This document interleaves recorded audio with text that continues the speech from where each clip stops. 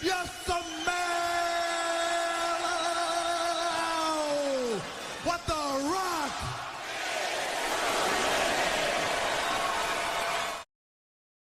Recording live from two locations. This is Pass the Rock. I am Patrick, and as always, I am joined by one. I don't know if he's a dancing man. I'm not really sure what he's doing. Caesar, aka LC's. It's just because I heard the Siren song on the way to Ithaca, and so it's got me really grooving, moving, and screaming out in pain. Fair enough, I suppose. Last day for anybody who's a fan of the Odyssey, I guess. Yeah, I haven't seen it yet. I probably should. Did you not read it in high school? I mean, yeah, I know the story. I just haven't seen the new movie. Is what I was saying. Okay. Yeah, it's all right.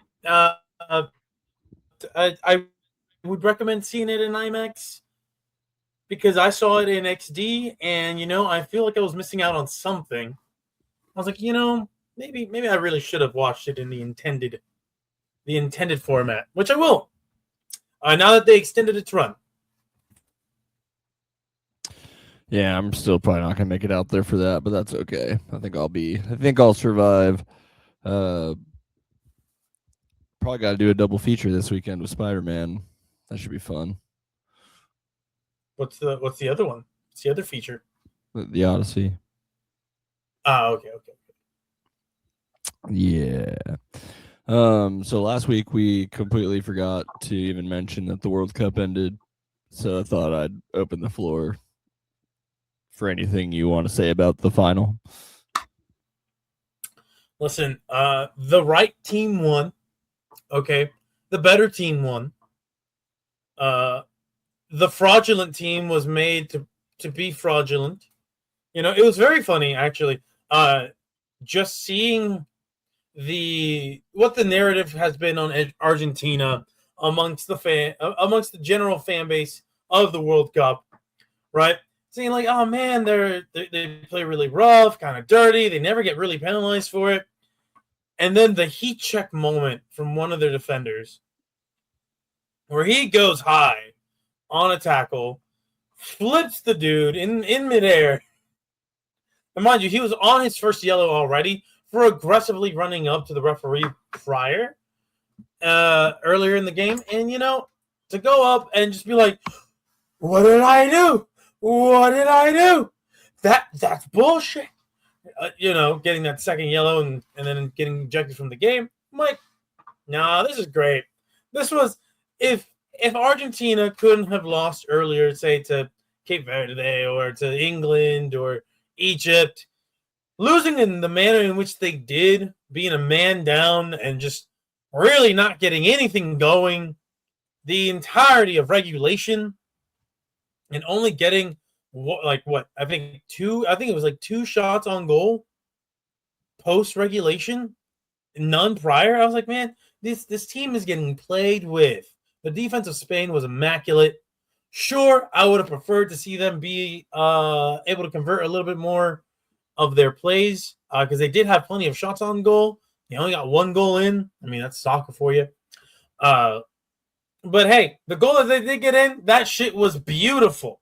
Beautiful sequence of events.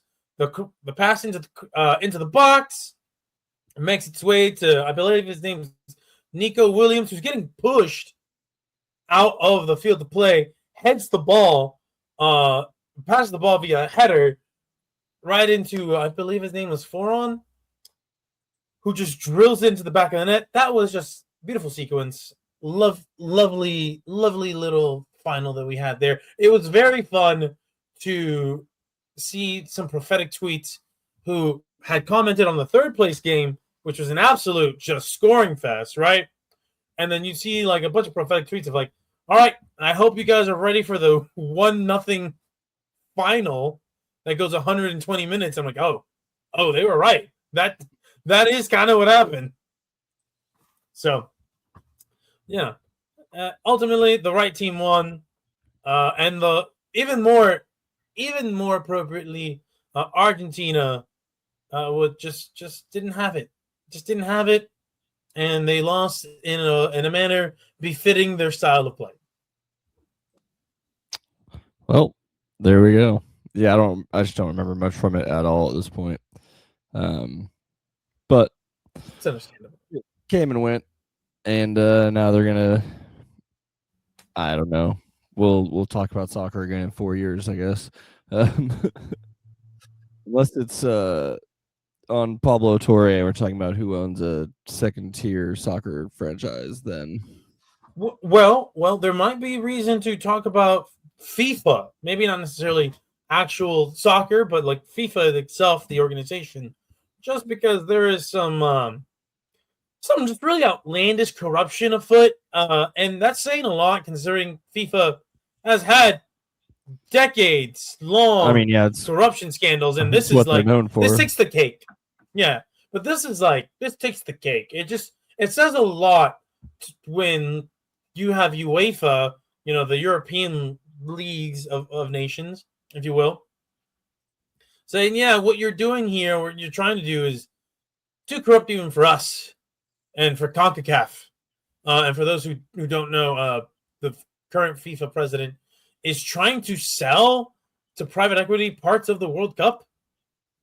Not sure exactly how that's going to work. And I may not exactly be phrasing correctly what it is that he's trying to do. Regardless, it is enough where a bunch of these teams are saying, fuck you, FIFA. No. And it'll be an interesting situation to monitor going forward, especially because this feels like a situation with like the SEC and the NCAA. The SEC is like, yeah, we might secede from you. And this is like, well, FIFA, we may just do away with you if you're not serving our needs and interests. So, who knows? We'll see. Well, yeah, that's interesting. But probably, yeah, it'll probably be a little bit longer. I know we saw, yeah, like you said, we've seen the CONCACAF and UEFA. I assume we'll see one of the whatever the Oceania is probably fall in line behind that now. But yeah, could be wild. Could get a major reset on that, which wouldn't hate entirely. Yeah.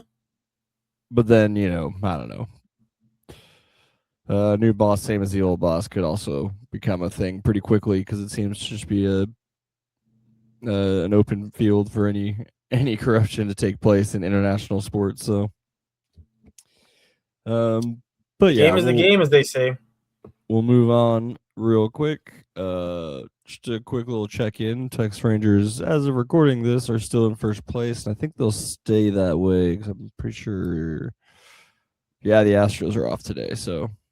But we do have a big series coming up with those guys. Chance to put them down both in just straight up games and in tiebreaker scenarios and all that. So we could use. Actually, I think they might have already got the tiebreaker on us this year. Now I'm thinking about it, but still, take 2 or 3 of these and be sitting pretty to hold on to that division. And that's about it. They made a minor trade yesterday to get a couple of kind of role players, I guess, but no one to write home about as of yet. But also they basically just took 2 players from the Angels for nothing. I don't really understand what the Angels are doing, but nobody has since about 2003. And then just a quick little jaunt on over to the basketball world because it's kind of hard to not mention this one. We did get LeBron James signing with the Philadelphia 76ers. Yeah, that one surprised me. I'm not going to lie. That one, I think, was actually genuinely not on anybody's radar. I think everybody's like, oh, he's just going back to the Cavs or the Heat, and that was it. And now, you know what's really interesting about this, Patrick? It's when the immovable object meets the unstoppable force. It's Joel Embiid never having been to a conference final versus LeBron having been to an NBA finals with every team he's ever been on. One of these two things has to give. Which To be one? fair, Joel which Embiid one hasn't even been playing for the last like 2 years, anyways. So doesn't matter. He still just hard never. to make a Not final even if as you're a not member of even the out roster. there. Listen, he even as a member of the roster, whether it's on the bench or actively playing, okay, he's never been there. So No, on paper, it definitely makes that team better, but I just don't know what the practical long-term effects are. Just like Kawhi and Paul George and being with the Clippers, it's like on any given night you could look like one of the best teams in the league, but I don't know if that's going to happen consistently enough. Yeah, and the other issue is too, it's obviously Joel Embiid's health. It's always a thing that you can rest assured, you can put the house on it. He's not going to be readily available when you need him most. His body just doesn't hold up. So in theory, right, you could say, well, if he's just mildly healthy going into the playoffs, you have a team that has a lot of flexibility 1 through 5, where LeBron can be this incredible chess piece late into his career where you can have him run the offense. You can have him be in the front court. You can have him just be out on the wing. He can do a little bit of everything, even now, right? Even into this later part of his career. But that kind of goes out the wayside if Joel Embiid isn't available, which he typically is not available. Now, granted, I feel like Becky maybe he has a different opinion on things of how this goes, right? But you have the addition of LeBron to this team that I wasn't really sure what they could do. I think Bethke had mentioned before that they were in a tough spot in terms of adding assets or just moving certain key pieces around. But now, it doesn't look too bad. You got Jaylen Brown, right? They got Jaylen Brown. You have LeBron in one offseason. It's not a bad 1-2 to add to that lineup. Sure, you get rid of Paul George, but hey, you kind of make up for that with LeBron. So there you go. Sixers, I think, are in a good spot. They're in an interesting spot. Let me rephrase that. They are the most interesting team in the East to watch. Yeah, it's gonna be mighty tough to go win a finals next year, but we'll see. Maybe they can do it. How do you feel about him announcing that he's going to commute from New York City to Philadelphia by helicopter every game day? It sounds like if I'm the NBA, I'm trying to advise him to not do that, but strictly because helicopters are scary. Yeah, and I'm just like, why can't you just live in Philly? Like, they have nice parts. I'm assuming every city has a nice area that you can but Philly to New York's not like people make that commute, right? Via helicopter, where it's 45 minutes. I guess what is it, like a couple hours on a bus or something or a train? I think it's like a hour plus train ride, so it's not a terrible train ride, but he could do it. Imagine LeBron. I don't imagine that LeBron wants. Yeah, I don't imagine LeBron wants to take public transportation. Anyways, yeah, that's pretty much the only real news. We did get not a second. I don't know why I said second. We got another Pablo Torre, Kawhi Leonard story involving he has some kind of ownership stake in a Rhode Island football club, and it's just another case of it's weird that this company didn't publicly announce or even attempt to promote the fact that Kawhi Leonard was involved. Kind of down that pathway. You can watch the video if you want to learn more. But yeah, in a league that, because it's the USL, which is not even close to the MLS, so a league that could use literally any celebrity name that it could possibly drag out of thin air, they would take it. So it's odd that they didn't ever announce or promote anything like that. And again, Pablo's going to have a much better and more entertaining breakdown of that than I could ever offer you. So go check that out on your own time. If I'm not And mistaken, I believe Dallas is getting a USL team. I know that, I believe that's what Cristiano Fernandez is playing in, the guy from Ted Lasso, right? For the El Paso team, I think.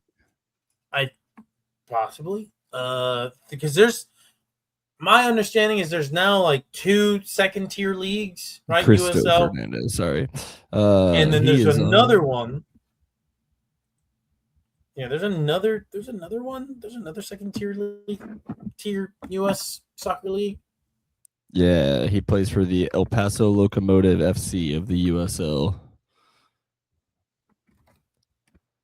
Interesting. Well, And is it? No, it's not that one. I can't remember what the other tier league is. But I'm just gonna assume it's USL. So. Well, I think that's probably it for actual basketball news, which kind of just brings us over to what's going on in the NFL. But I got to do... There we go. Plenty has happened. There we go. We have plenty of things in the world of the NFL. Monetary, mostly. We're about to start training camp. There's going to be some, or I think have already started training camp. We've already seen throughout NFL Twitter, if you will, plenty of highly drafted wide receivers get slandered. You got your Marvin Harrison Jr.'s, your Keon Coleman's. You love to see this early on. NFL Twitter doing its best to cosplay as NBA Twitter.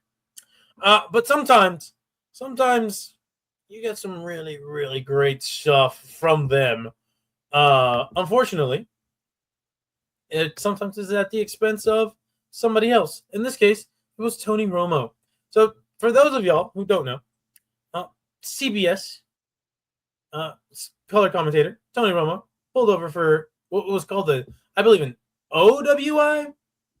Yeah, it's operating while intoxicated. While intoxicated. That lets you know how much how many tiers of UIs that you get over and well, not UIs, because that's a whole different thing. Well, I think that's just the terminology they use. I don't think that's like a different chart. Like, I think it's just the terminology they use. Sure? Okay, because they're like, listen, because I was like, you know what? Alcoholism runs rampant throughout the Midwest. So if you told me, Patrick, there's different tiers of DWIs in Wisconsin, I believe it. Right? But yeah, he got an OWI. Some of the videos are kind of funny. Some of the moments are kind of funny. Or some of the things are coming out from that. Where, he said he was visiting his grandparents. I don't know if that was actually confirmed. That's what he said. But I saw it, and I'm like, that's funny, because the response was, well, both of his grandparents are already dead. So if he did say that, that is really funny.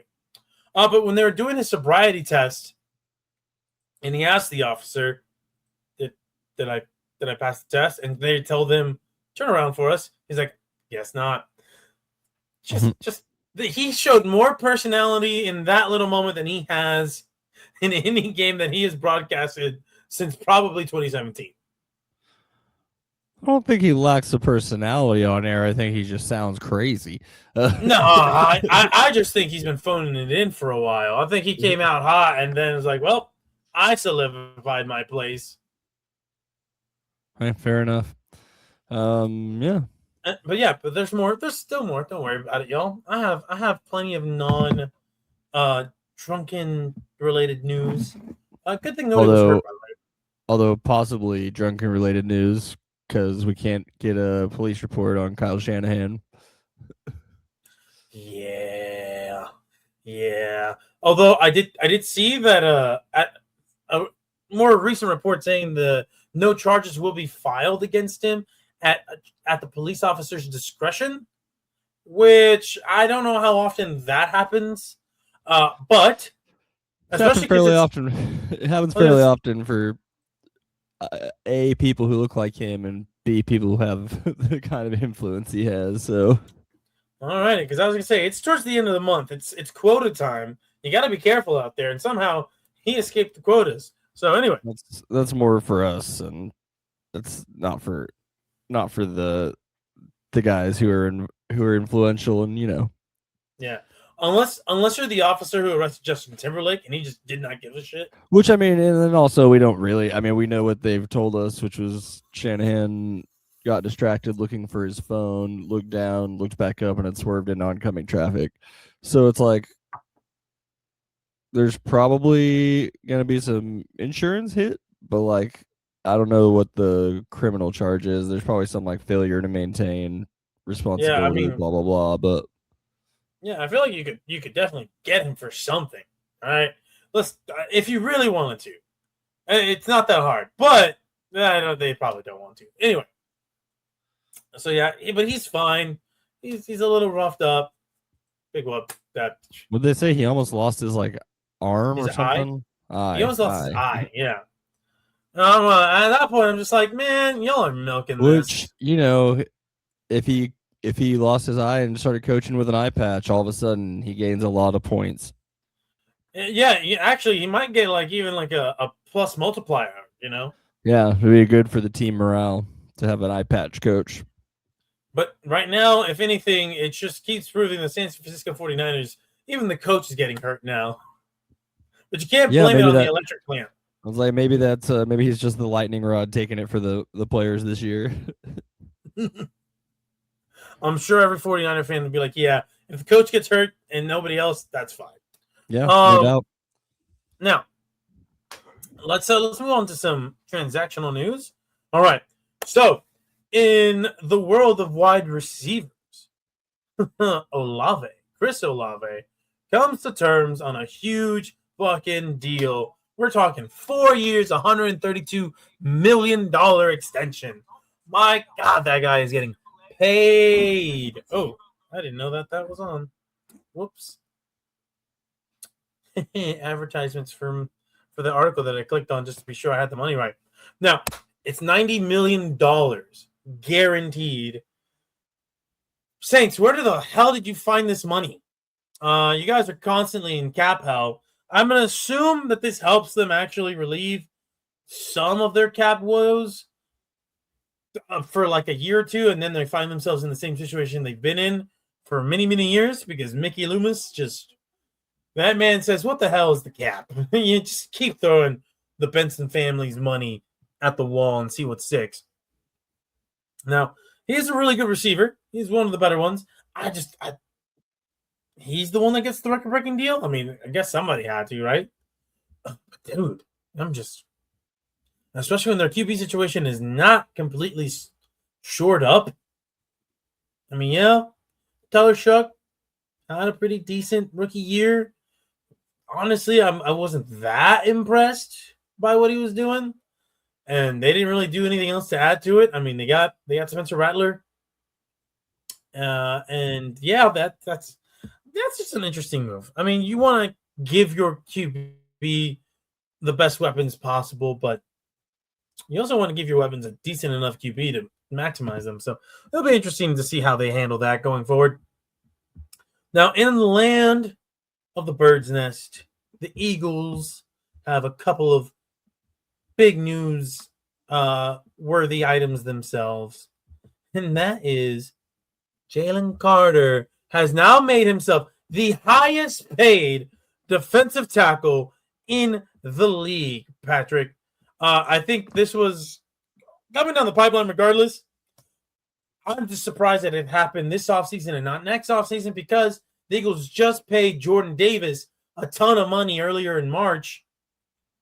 I was worried. I'm like, well, Jalen Carter still has some time. They could always put, that fifth-year option on him, and they don't have to do this right now. But the pragmatic Howie Roseman just he figures things out. They don't always work out, but he always figures ways to get his players paid. And Jalen Carter, 4 years, $152 million, but can be worth up to $160 million.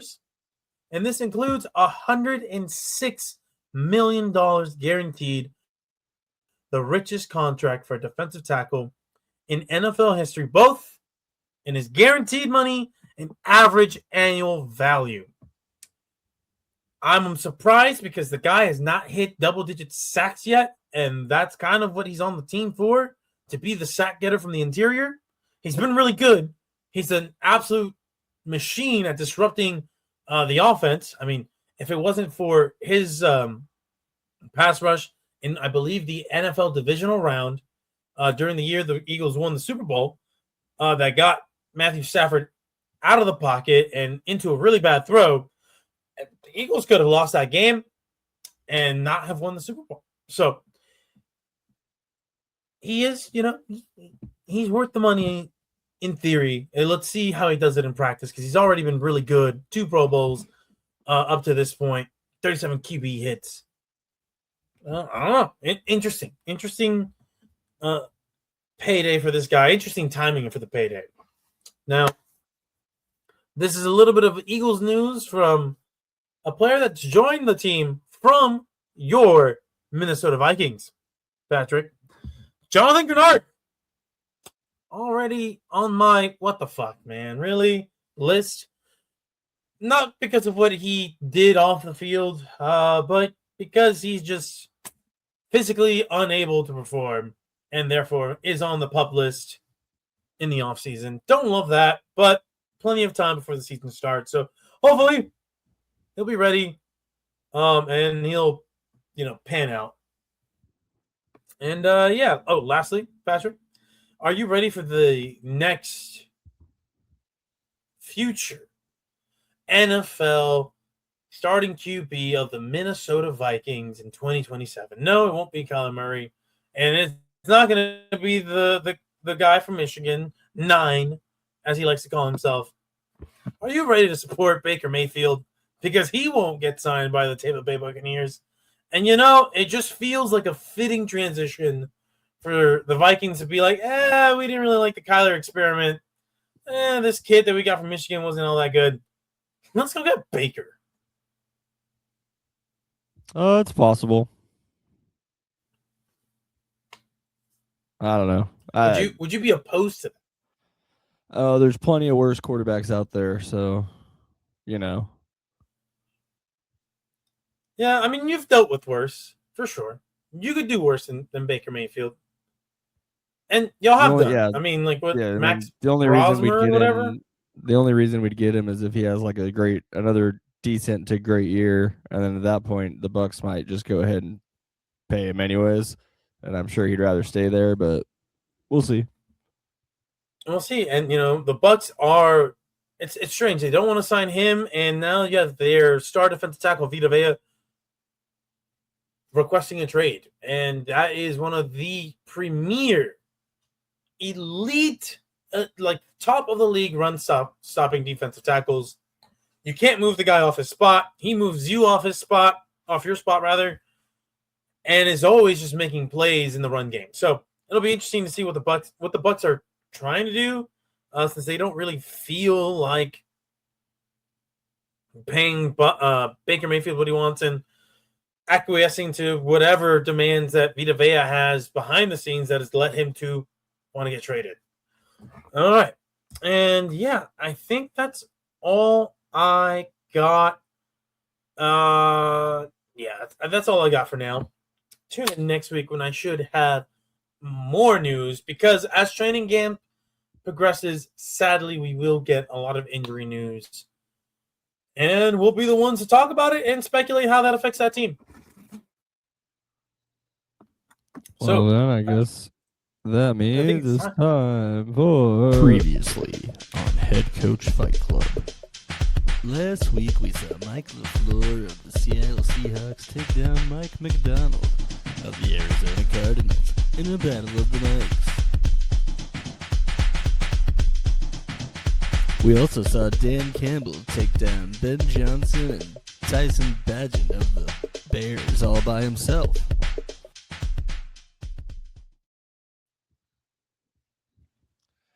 Yep, that was it. I couldn't bear to hear that other song again. That was fantastic.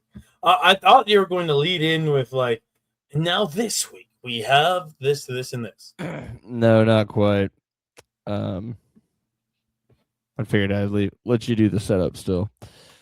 All right. Yeah. I appreciate it. And the setup is what it is. I don't have any Brad Pitts near me to kind of make a visual of what we got, but I assume we have some graphics up, Patrick. In the NFC North. That's right. We're gonna have, is that Tyrod Taylor? That is Tyrod Taylor. And that is Mike LaFleur. And then it's your boy. Matt. It's Matt. It's Matt LaFleur. Yeah, Matt. Hey, listen, now that you have a new LaFleur in it, it's going to throw me off. So Matt LaFleur going against KOC Kevin O'Connell. And 9. Because I look at him. Look at that face. That's 9. Himself. 9. That's going to be his, if he makes it past the second round, or if they make it past this, he's just going to be called that. I don't want to refer to him as anything else. I think he prefers that anyway, so that works. Yes, you've been stripped of your name, and now you are just a number. And now one of you combatants will be just a number on the win-loss column. So let's get to it. Now, Patrick, you're very intimately familiar with the NFC North. You watch the games.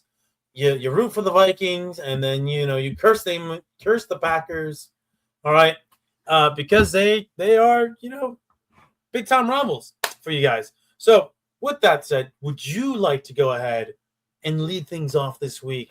Really, really, just let us know what you feel deep down in your soul, how this fight would go between both parties. Sure, yeah. Obviously, Tyrod Taylor's new to the mix. As far as being on this side of things. But look, you've kind of got a generic white guy fight in the coach, both of them kind of nothing. Kevin O'Connell's got more reach, so in just a straight up fist fight, I'm probably taking him as it is, but he's got to contend with whatever's happening in the rest of the fight. You got Tyrod Taylor, kind of an unknown, a question mark. But the real ace in the hole here is that when 9 gets into a fight, he just kind of goes Tasmanian devil. Like, look at that face. He just turns up straight into like a tornado monster. He's able to pretty quickly just take Tyrod Taylor out because Tyrod Taylor is like, what the fuck are we doing? Like, I don't even know any of you. I've never talked to any of you before. What am I supposed to fight about? And LaFleur is just too busy, just like, trying to figure out how to make that offense work. So the 9 Tasmanian Devil tornado is going to knock out both Tyrod Taylor and Matt LaFleur without Kevin O'Connell having to do anything. All right. Okay. Well, I have a different version of events. And this one I'm going to pull from a movie that's near and dear to my heart, Patrick. Maybe you're familiar with it. Undercover Brother. And do you remember the villain of that movie? It's been way too long. The white Chris woman? Kattan. Oh, okay. Chris Kattan. That's right. From Night at the Roxbury fame and SNL, and I really don't know what else he's been in besides that. And then you had Eddie Griffin as the protagonist, right? Now, you had some other fantastic actors. You had Denise Richards. She was the white she-devil that you were probably alluding to. Yeah. Yeah, that one was a very. So I saw that, I was like, damn, she's hot. I had not seen Denise Richards before that, but I was like, damn, white she-devil. I get it. All right. Yes, perfectly cast. Yes. Now, the reason I'm pulling from this movie is because this is the way that I see things going, Patrick. So you have Kevin O'Connell, Matt LaFleur. That's a mismatch already. Because you look at KOC. KOC is about 6'5", a former athlete himself, and Matt LaFleur is probably like 5'9", 140 pounds soaking wet. So these two meet up midfield. This is a pregame. Guys are talking, and they get into an argument, right? They don't like KOC doesn't like Matt LaFleur running up the score. He's like, hey, my guys have been hurt. My guys were hurt in the last game, and you're running up that score. All right, you knew that I had all these guys on IR, and you are playing a dangerous game with the health of the guys that I have out there. I already have guys off the practice squad. I got guys off the street playing in there, and you just want to run up the score for what? For what reason? Matt LaFleur was like, hey, man, you get paid? Stop it. Make the players stop it. That's what they get paid for. Huh? What you going to do about it? Finger poke right in the chest. KLC looks around, palms that man's face right into the ground, and you just hear a from Matt LaFleur. He's like, hey, man, calm down, settle down. And KOC's like, nah, I'm not going to do that. Boom, boom, boom. Immediately just starts wailing onto the ground where he shoves Matt LaFleur. Matt LaFleur is trying to roll, duck, dodge, and roll again out of the way. But KOC is on a warpath. And then what about their tag team partners? What are they doing? Boom. Tyrod Taylor on one side. The man formerly known as J.J. McCarthy, but now just number 9, right? Just staring at each other. Just right? Both of them with their clipboards. Pen in their hand. Just jotting down notes as they watch their coaches duke it out. Cut back to the coaches.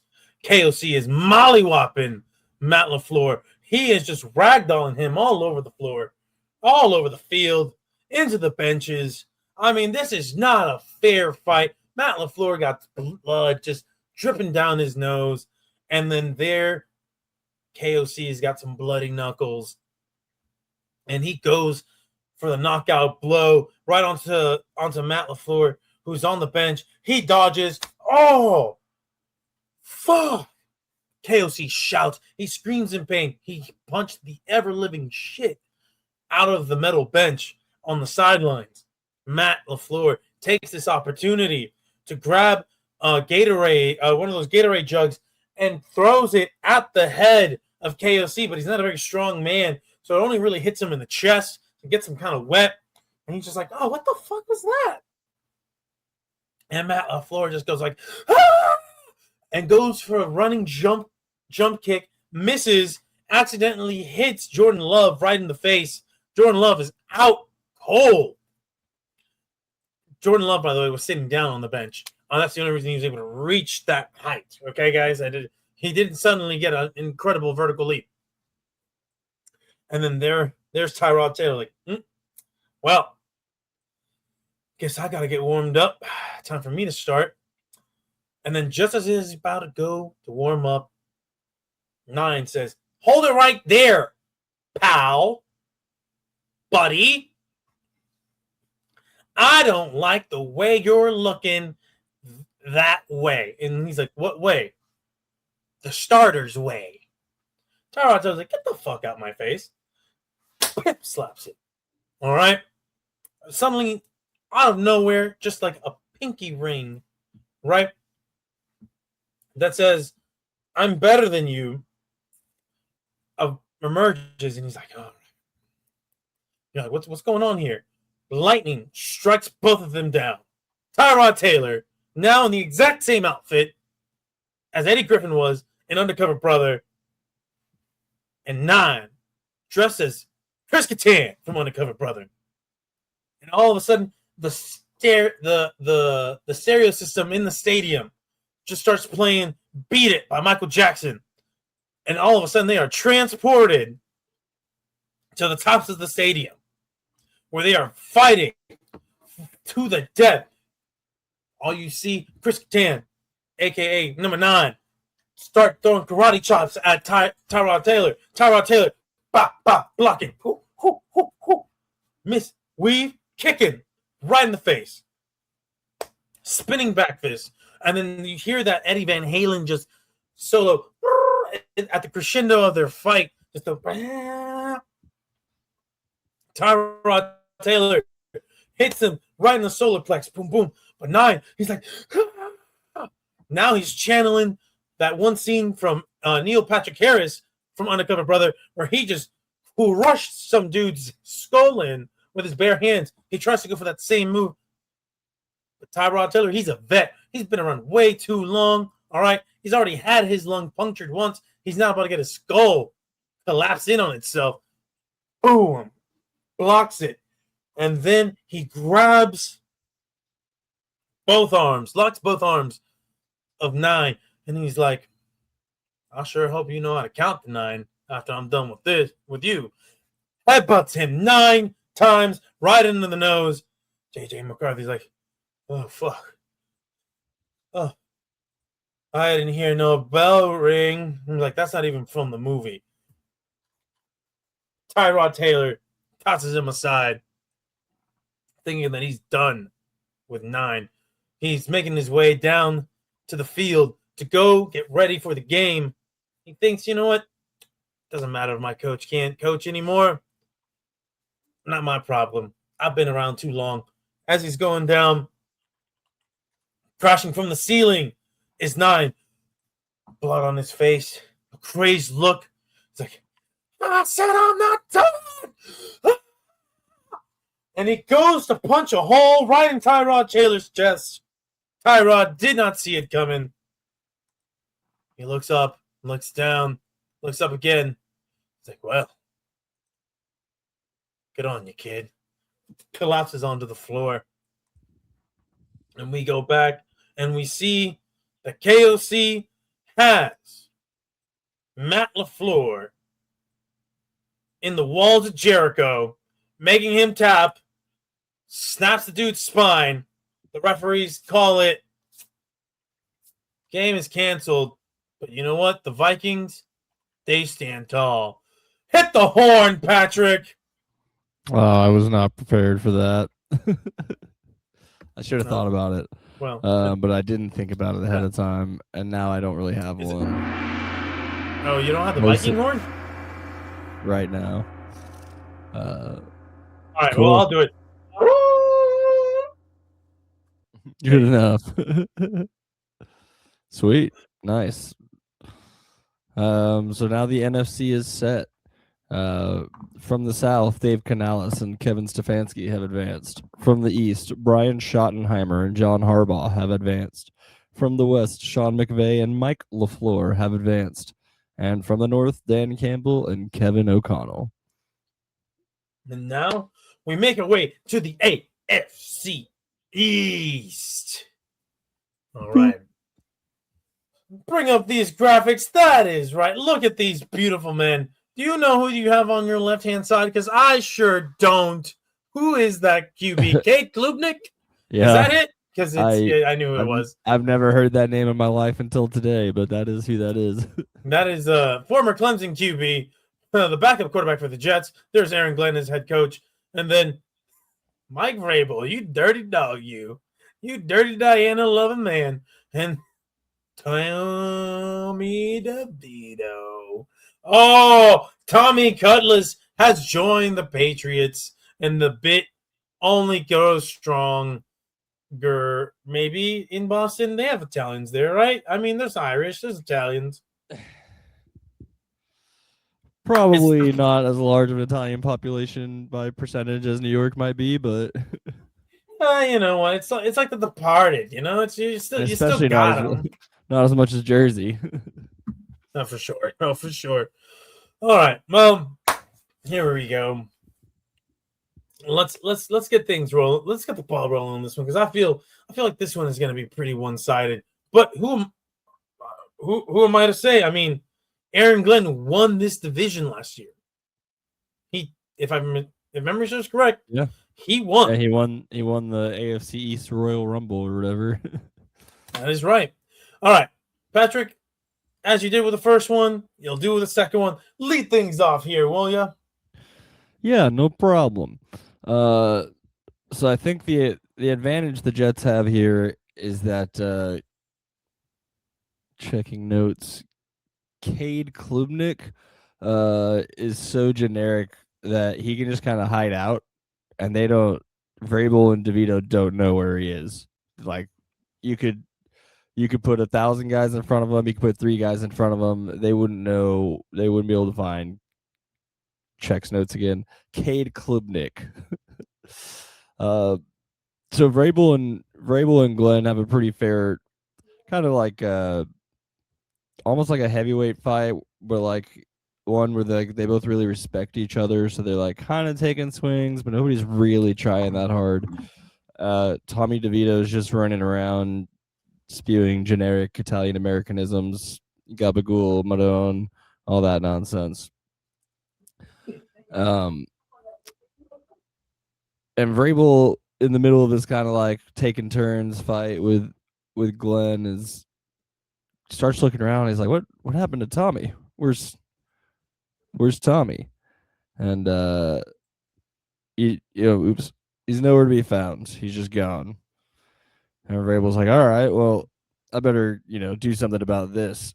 So he starts to press on Aaron Glenn a bit, and he's like, "All right, sorry, old man, I gotta take you down. Someone's got to win this, so it might as well be me." And then all of a sudden, DeVito's corpse just kind of falls from the sky in between the two of them.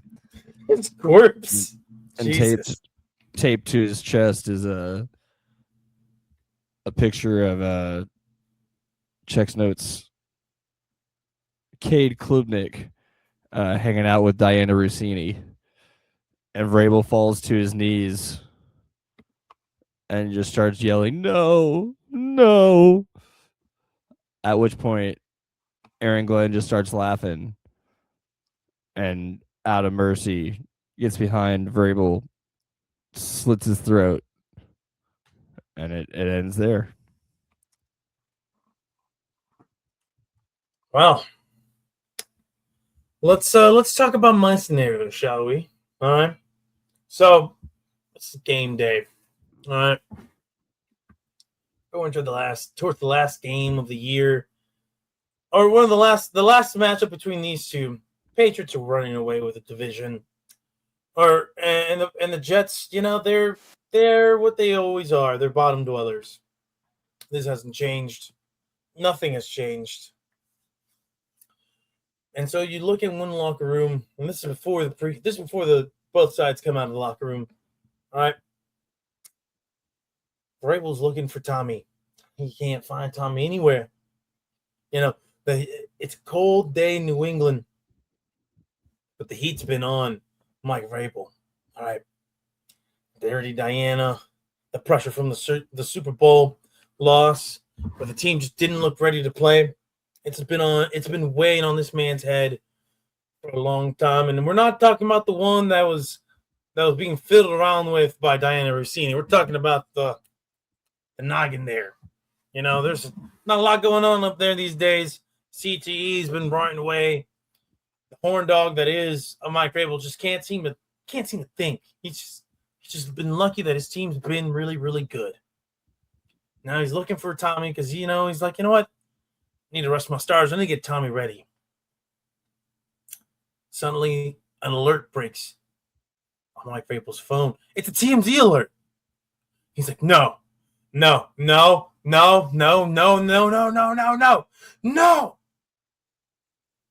He just tosses his phone. Fuck! Camera pans at the phone. TMZ says, the baby really is Mike Vrabel's.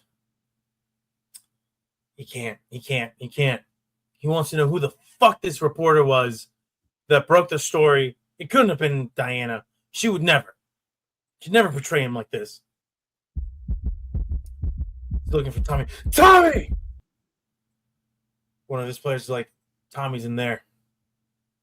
He walks in, and in this room is a single table with one light hanging right above and all you see is some cigarette smoke and some Andrea Bocelli playing in the background.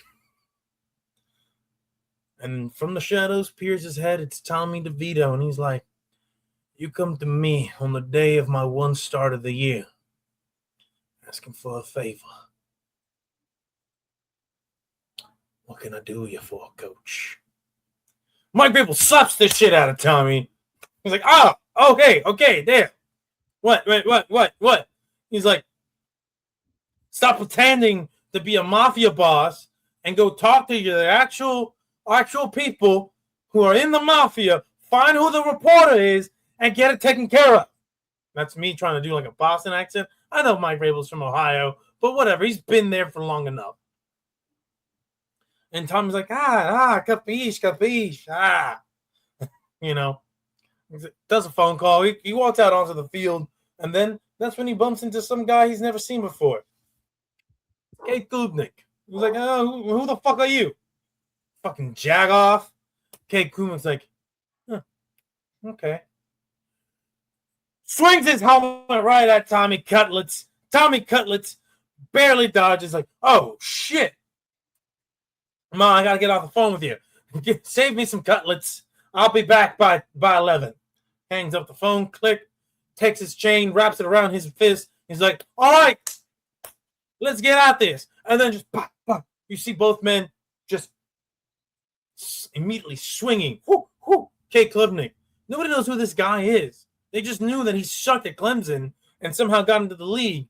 But man, can this dude just dodge punches? What seems at an incredibly high rate. All right, he's almost moving at superhuman speeds. Tommy is like, "Fuck, nothing I do." You know, he's trying to dodge punches, but he's taking more and more than he's throwing. He has no idea what's happening. And then you got Aaron Glenn running. He's like, "Oh, what's happening? What's happening?" He's trying to break the fight up. And then here comes Mike Vrabel, who looked at him and he's like, "What the fuck are you doing? What is what's your guy?" He's like, get a hold of your guy. "What are you? See, this is why you fucking suck, Glenn. This is why you ain't amount to shit as a coach." Aaron Glenn's like, "We watch your mouth before Diana kisses mine." Oh, and that's when sparks really start flying, Patrick, because Vrabel is incensed. And he goes to charge at him. But you know, he's not as light on his feet as he used to be.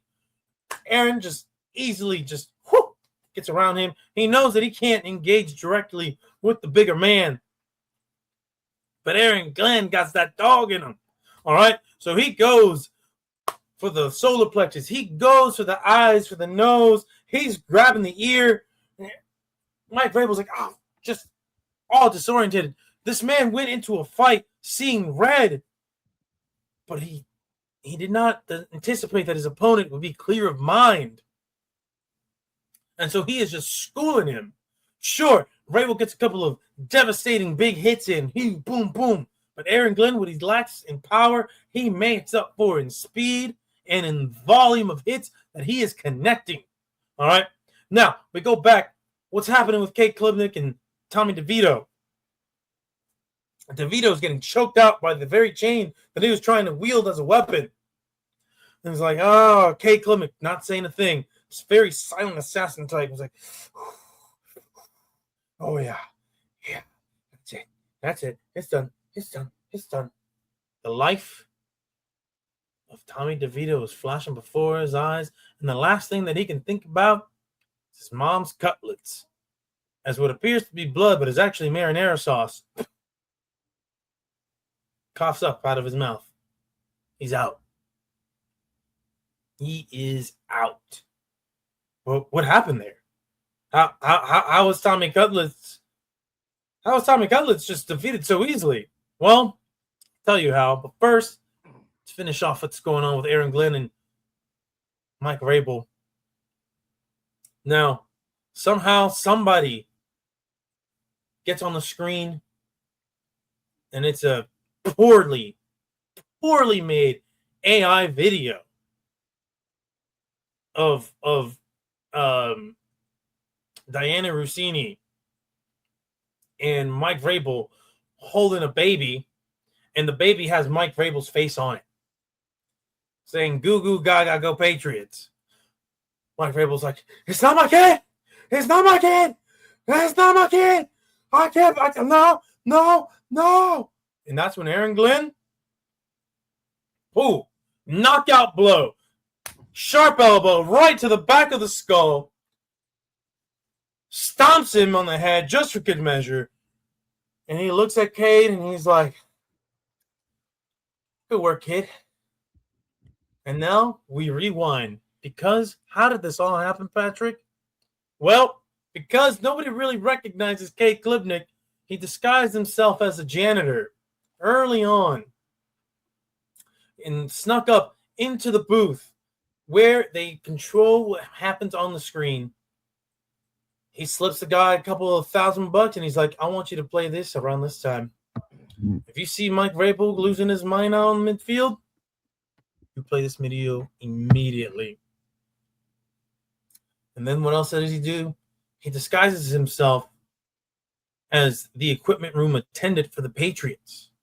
You see, Patrick, he blends in so well. His generic face allows him to just be in the shadows. Even when Tommy Cutlets was in that room, that was practically all shadows. Because you see, Tommy Cutlets had his pregame drink at Cade Klubnik. It spiked with a little bit of some that really slowed down his reaction time. And that, sir, is how he pulled off one of the more perfect crimes on Head Coach Fight Club. That's right, the Jets and Aaron Glenn win the AFC East yet again. Hell yeah, Jets. Good job. Yeah, nice. So that moves Aaron Glenn into the top 10 all-time win percentage at 2-1, with his 66.6666 repeating. Vrabel falls to 500 all-time at 3-3. Surprising, man. Surprising because, he's a big guy, former athlete. You would think that he is a formidable foe, and he is. But this one, he just had too much on his mind, too much on his plate. What happens if you try juggling two families? He had a pretty decent run being in the AFC South, but then he got into the East. And, it's tough to beat Aaron Glenn. Aaron Glenn's taken 2 straight division titles. Well, 2 straight opening round fights, I guess. True enough. Well, y'all, that will conclude this round of the Fight Club.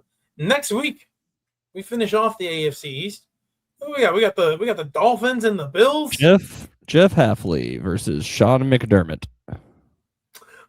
Man, what an exciting matchup of Sean McDermott going up against Jeff Hafley and whoever the hell their backup QBs are, because I don't know off the top of my head. We'll find out. I and can find out real fast.